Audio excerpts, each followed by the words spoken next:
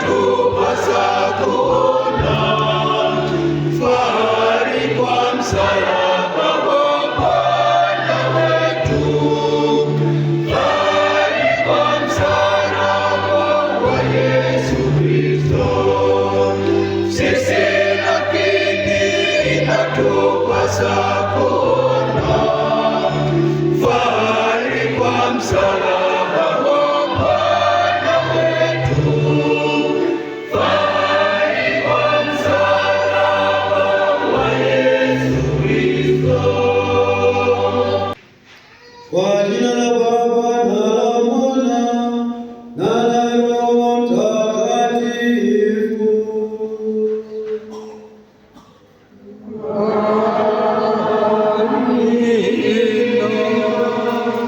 Bwana awe nanyi.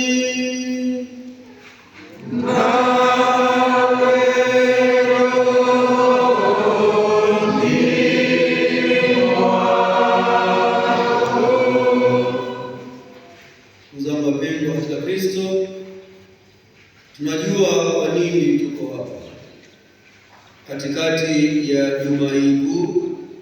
Tulianza tangu Dominika ya Matawi. Leo tunaadhimisha misa takatifu jioni hii, Alhamisi, katika karamu ya Bwana, katika siku ambayo tunaitambua kama Alhamisi Kuu. Katika misa takatifu hii tunakumbuka mafumbo na matendo makuu ambayo Yesu aliyafanya siku ya Alhamisi: kuanzishwa kwa daraja takatifu, tangazo la amri ya upendo, kuanzishwa kwa Ekaristi takatifu na wito wa kuhudumiana katika kuoshana miguu.